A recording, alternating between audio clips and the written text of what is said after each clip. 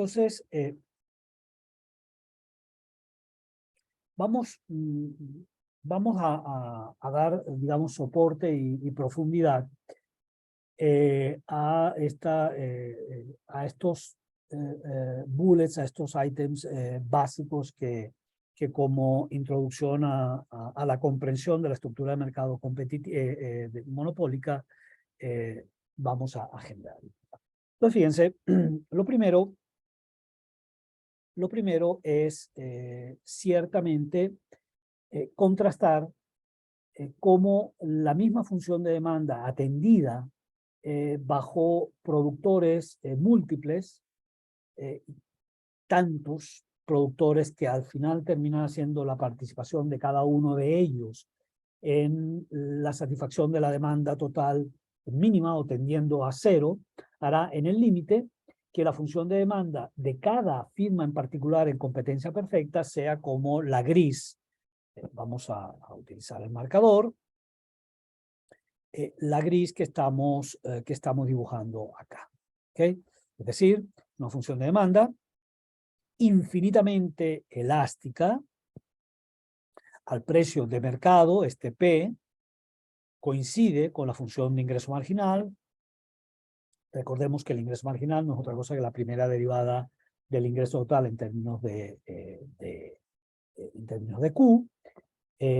o, dicho de otra manera, es la pendiente de, efectivamente, de la pendiente de la función de ingreso total. Una función de ingreso total, que es una función lineal, como lo vemos a la derecha en el caso de la competencia perfecta, y básicamente lo que dice es que cada unidad vendida la puede vender al precio de mercado, de manera tal que le agrega o le sustrae al ingreso total exactamente el monto más menos que supone el precio al cual vendes esa unidad adicional o dejas de vender una unidad adicional. De manera tal que la modificación, el épsilon del ingreso total es justamente siempre el precio y por tanto el ingreso marginal pasa a ser constante. Constancia que hereda precisamente de la condición de precio aceptante y de que el precio es un dato que no puede ser alterado por parte de la firma competitiva. A su vez, ese ingreso marginal es exactamente igual al ingreso medio, que recuerden, el ingreso medio pues no es otra cosa que la resultante de dividir, de ver cuánto en promedio cada unidad me está produciendo. Entonces es dividir el Q minúscula de la empresa iésima, ¿ok? O entre el Q minúscula de la empresa iésima el ingreso agregado, el ingreso total de la empresa. De manera que también, digamos, dado que varía cada unidad en la misma proporción, también tenemos un ingreso medio que es constante, y no solamente constante, sino igual al ingreso marginal. ¿De acuerdo? Vamos a ver vamos a hacer el recordatorio geométrico de esa condición cuando pasemos o ahora mismo. Es decir, para esta función de demanda que en rigor deberíamos colocarla no como D mayúscula o demanda de mercado, sino como D minúscula, o la demanda que atiende en particular esa empresa. Por supuesto, D mayúscula es igual a D minúscula en el caso de la competencia, en el caso del monopolio. En el caso de la competencia, naturalmente, D mayúscula excede a la D minúscula, siendo que D tiende, el share tendiendo a cero hace que la D tienda a cero y que naturalmente la demanda, por muy estrecha que sea, la demanda de mercado, la demanda agregada o atendida por todas las firmas exceda a la demanda que atiende una firma en particular. A diferencia de esto, en el caso del monopolio, es una identidad, es reflexiva, es decir, toda D mayúscula es igual a la D minúscula, toda la D minúscula, la D que atiende esa firma, es exactamente la D mayúscula atendida a todos los consumidores. Muy bien. La correspondiente vista agregada del comportamiento de este ingreso marginal e ingreso medio es este comportamiento del ingreso total. comportamiento del ingreso total, que es sobre el espacio cartesiano, supone simplemente una función lineal que es, digamos, que corta en el origen a ese primer cuadrante, es un radio vector cuya lineal, por tanto, con pendiente constante, pendiente que es, repito, no otra cosa que el ingreso marginal, ¿ok? Primera derivada del ingreso total en términos de Q, ingreso marginal, y que es constante a diferencia del monopolio. Y que a su vez hace que sea y coincida esa pendiente con el valor de la tangente trigonométrica de esta función lineal o de este radio vector. ¿Okay? Si uno mide aquí este ángulo, alfa, que no es otra cosa que la proporción, la relación entre el cateto opuesto y el cateto adyacente, cateto opuesto que nos mide la altura o ingreso total, cateto adyacente que nos mide el Q total, ¿ok? No el Q marginal, no el diferencial de Q o el delta Q. Y por tanto, básicamente esta tangente, este alfa también es una constante. Y al ser el alfa exactamente igual al ingreso medio, pues el ingreso medio coincide con el ingreso marginal o pendiente de la función de ingreso total. De aquí que se preserve esta identidad, esta igualdad, y que se corresponda con una función que es simplemente escalable en la misma proporción, en la medida en que se eleva el volumen de producción, se eleva en la misma proporción los ingresos y viceversa. ¿Okay?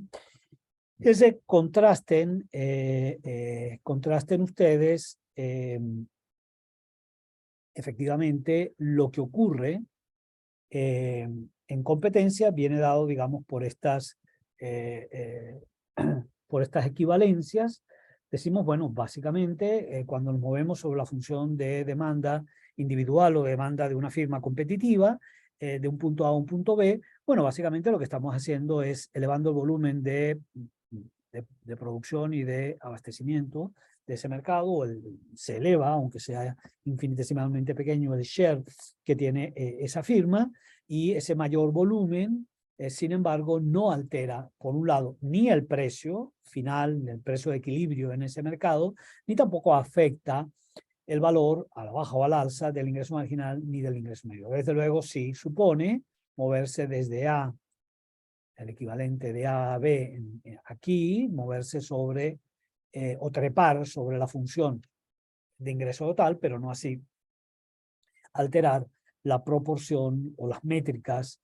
que nos vinculan ingresos con cantidades en el margen o en promedio, ¿okay? En el ingreso marginal o en el ingreso medio. Y eso hace, en consecuencia, que el precio al cual coloco el volumen A es idéntico al precio al cual coloco el volumen B, y que es idéntico a su vez al precio establecido en condiciones de mercado para un mercado de competencia perfecta. ¿Okay? Bien, contrasten eso con lo que ocurre precisamente en monopolio. ¿Okay? En monopolio tenemos, en primer lugar, una función de demanda percibida que coincide, fíjense ustedes, la demanda percibida por la firma competitiva es naturalmente diferente a una función de demanda que podremos expresarla de la misma manera como si fuera lo mismo, e imaginémonos el caso, digamos, de instantaneidad. Yo despierto en la mañana y en lugar de haber 1.500 firmas atendiendo un mercado, hay una sola.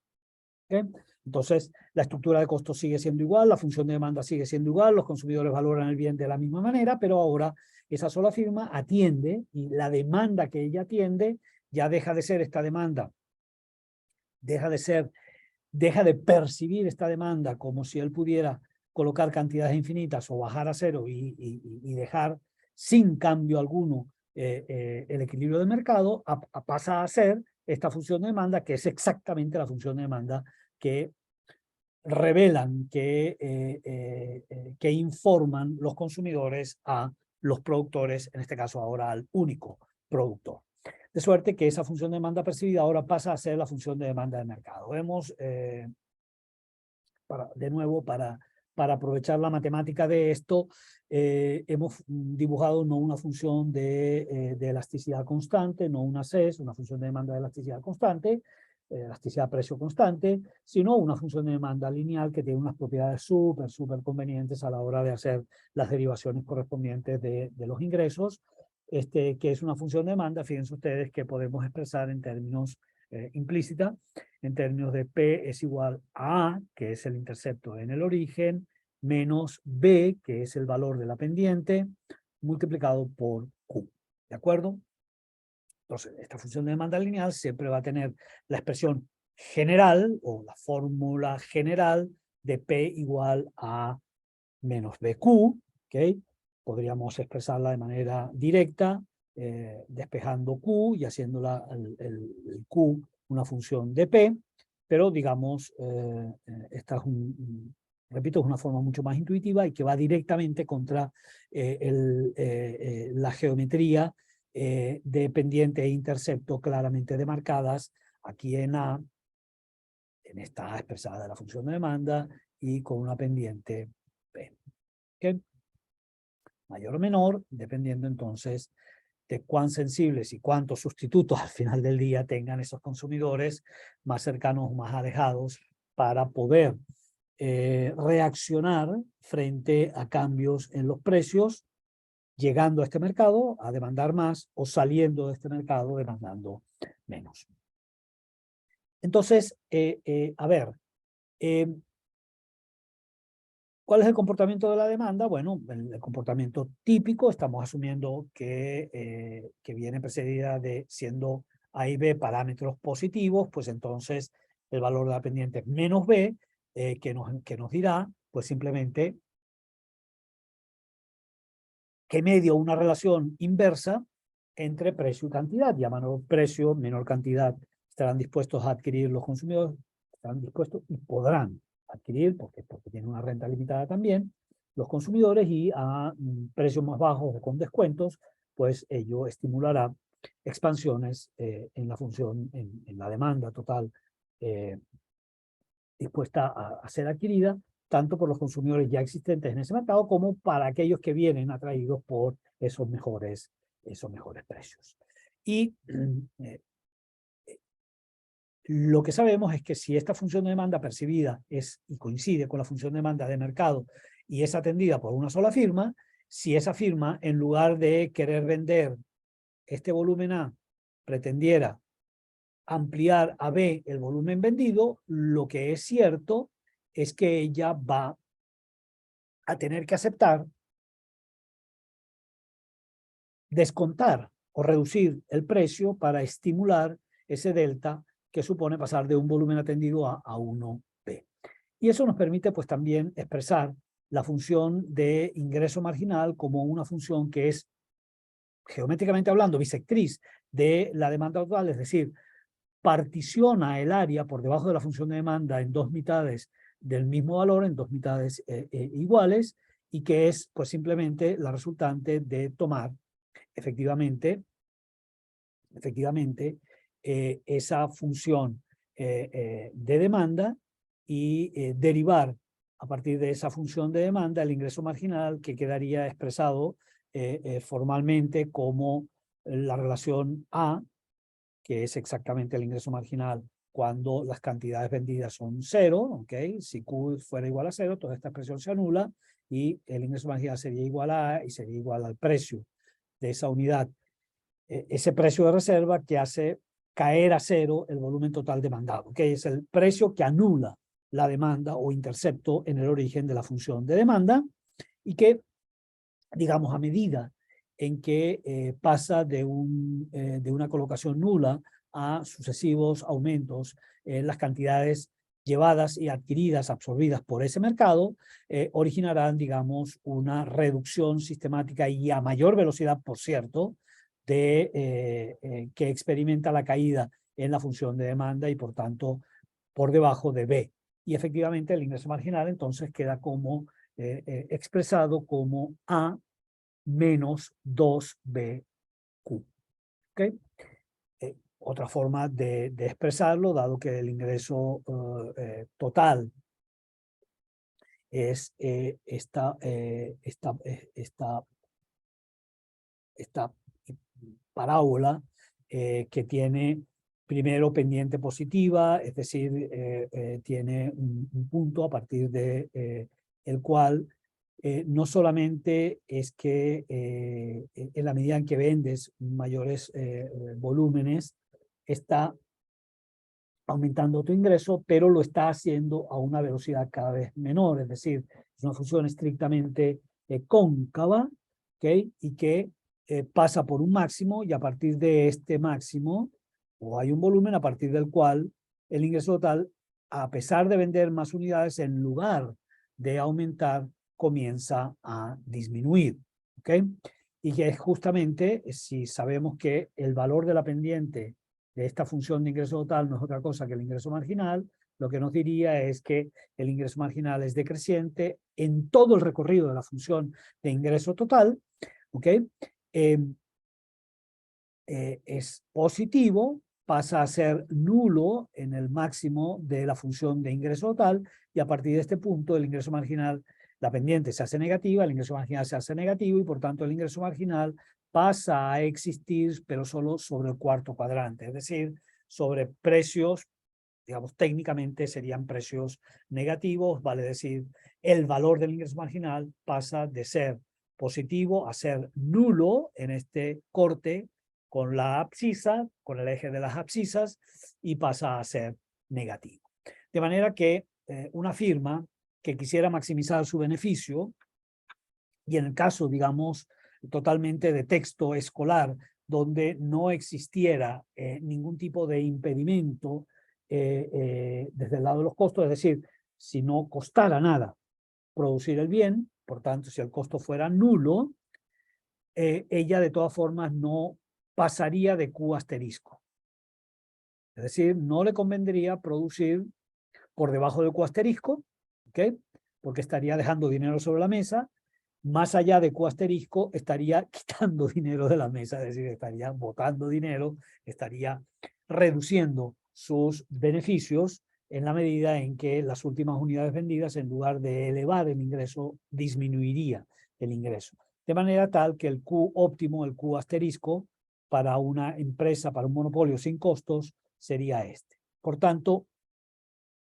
el óptimo del productor nunca va a estar sobre el cuarto cuadrante, nunca va a estar más allá de Q asterisco, sino que estará en Q asterisco con un ingreso marginal igual a cero, dado que el costo es cero, pues su costo marginal es cero también, y la condición de primer orden, que sabemos representa un necesario peaje que hay que pagar para alcanzar el máximo beneficio posible, ese ingreso marginal se igualaría y se cumplimentaría la condición de primer orden cuando fuera igual al costo marginal, siendo que el costo marginal es cero, pues el ingreso marginal sería cero y este sería la cantidad fijada como óptima. ¿Okay? Por supuesto, cualquier costo marginal distinto de cero, cualquier costo marginal positivo, va a originar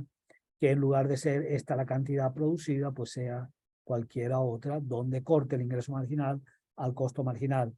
más alto o más bajo, pero positivo, y por tanto se reducirá la cantidad total a ser llevada por debajo de Q asterisco. ¿Ok? Entonces, bueno, lo que estamos diciendo, y ya lo afirmábamos previamente, es que la función de ingreso marginal transcurre íntegramente a excepción del el punto común de salida, el punto en el cual el volumen Q es igual a cero y por tanto donde la demanda es igual a cero, y donde hay un precio que baja o anula la demanda, sería justamente solo en ese punto donde ingreso marginal igualase al precio, y a partir de este, pues simplemente para Q positivos, el ingreso marginal está por debajo sistemáticamente y cada vez más alejado del ingreso de la función de demanda. Como dirían en esa expresión cotidiana y tonta, el ingreso marginal bajaría por el ascensor, la demanda bajaría, o ingreso medio al final del día, bajaría por las escaleras. Baja más lentamente el ingreso medio de lo que lo hace el ingreso marginal, porque básicamente está promediando unidades que están siendo vendidas cada vez a precios menores, pero las intramarginales han sido vendidas a precios mayores. Y entonces eso queda reflejado precisamente en esa distinta velocidad en la que transcurre cada una de las funciones de demanda. Muy bien. Me interesa profundizar en el trade-off, entonces, o en ese descuento, y por tanto derivar matemáticamente cuáles son los componentes del ingreso marginal y qué lo hace que sistemáticamente dicho ingreso marginal se encuentre por debajo del precio al cual vende cada unidad marginal. Y fíjense ustedes, como es el único productor y es el único oferente, confronta, a pesar de todo el poder de mercado que tiene, y puede ser mucho poder de mercado o menos poder de mercado, y al final del día el tamaño del descuento y la autonomía, la soberanía que tiene el consumidor para responder depende enormemente de la elasticidad. Ya van a ver ustedes que el índice de poder como de Lerner, tal y como medimos ese dominio del mercado, va a ser mayor o menor en proporción inversa a la elasticidad. Porque al final la elasticidad lo que le dice es, mira, ¿cuánto yo te puedo responder a la agresión? Que implica el que tú me coloques precios más altos. Bueno, si yo tengo a dónde ir, pues simplemente yo voto con los pies, yo me muevo de ese mercado. Si estoy cautivo en ese mercado o tengo poco margen de acción, bueno, pues básicamente yo me defiendo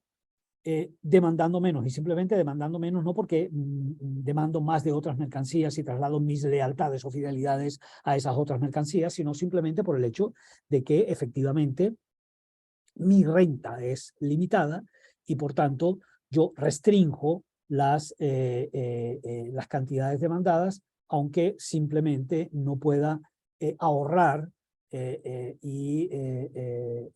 efectivamente demandar de otros bienes, porque tengo pocos sustitutos directos. Por supuesto, podré, sobre todo si compromete una fracción de mi gasto presupuestado importante, pues desde luego el pagar más y consumir menos puede hacer, si no es constante la elasticidad, la función de demanda no es de elasticidad constante, va a hacer que efectivamente yo o ahorre o tenga de hecho que utilizar más bolívares en menos unidades para ese mercado. Entonces tendré o no la posibilidad de consumir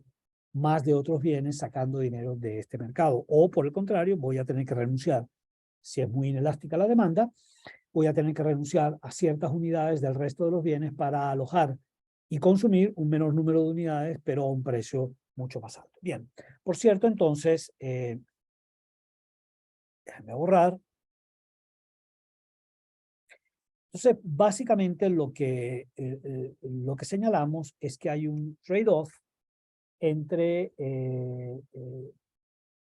variaciones en precio y variaciones en cantidades que le va a convenir o no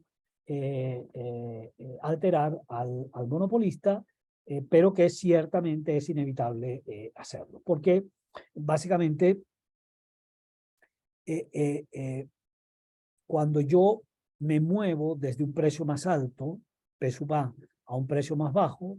P a B, yo estoy estimulando que el consumidor reaccione demandando o ampliando su demanda desde QA hasta QB, ¿de acuerdo? Entonces, claro, yo vendo a un precio más bajo, pero coloco un volumen adicional. Entonces, esa venta de unidad adicional me va a decir, mira, voy a agregar un área a mi ingreso total, que sería el P por Q, digamos, final, es decir, sería, si este fuera el precio, pues sería simplemente todo el rectángulo que contiene F, pero que contiene también este otro white space que no hemos dibujado acá. Por el contrario, cuando yo vendo a PB,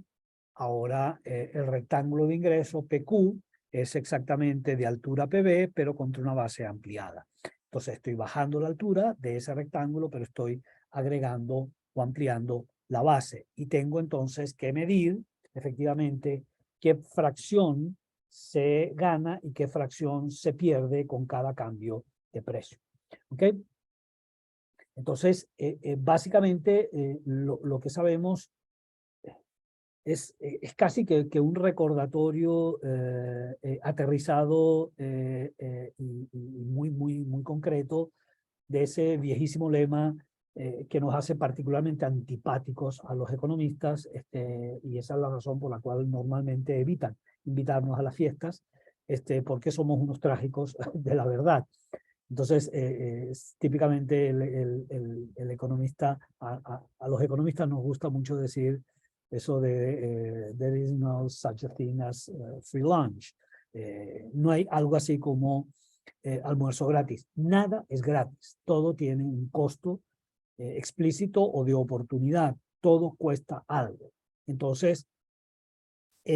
ciertamente nosotros estamos agregando E, pero no libre de costo.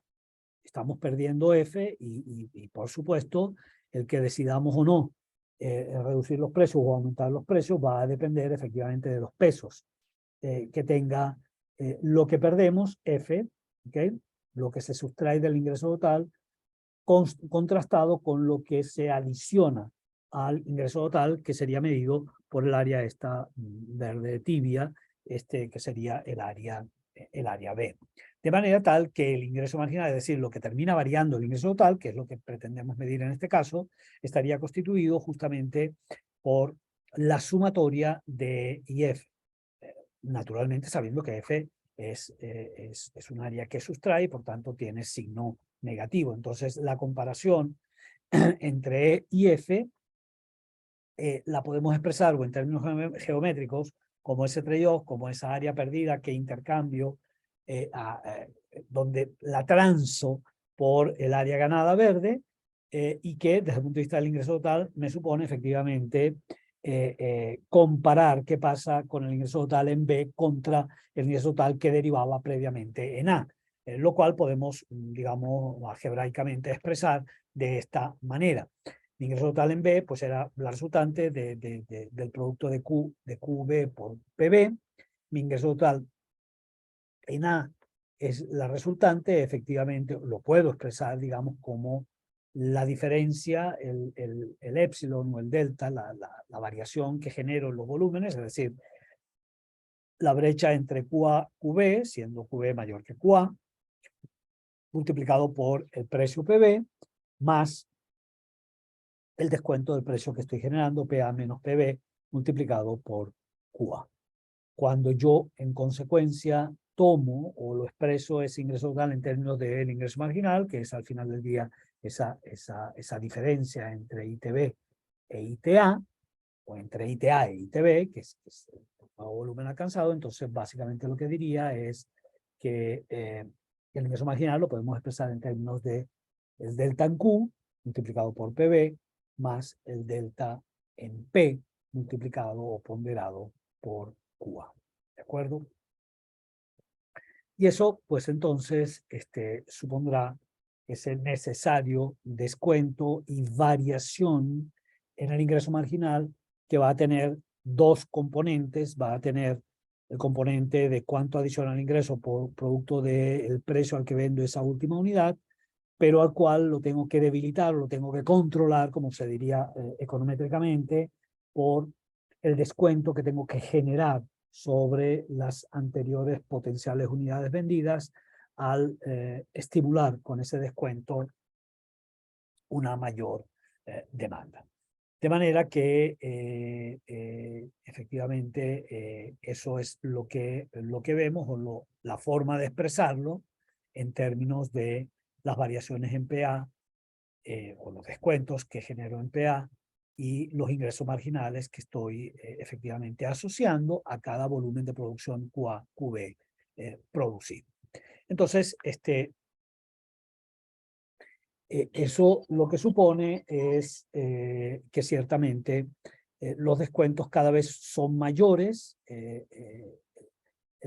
valor de la pendiente de la función de ingreso marginal en términos absolutos es mayor que el valor de la pendiente de la función de demanda, y por tanto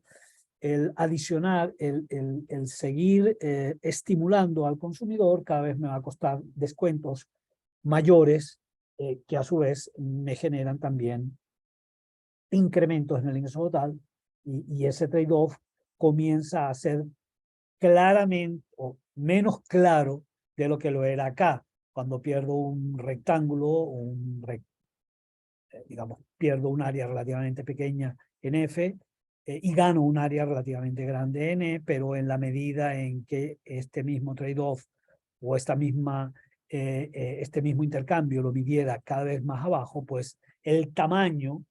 de las áreas ganadas y perdidas van cambiando en dirección opuesta, y cada vez son menores las ganancias marginales asociadas a un descuento y mayores las pérdidas marginales asociadas, descuento que estimula el aumento en el volumen, a las pérdidas asociadas a los descuentos que estoy generando.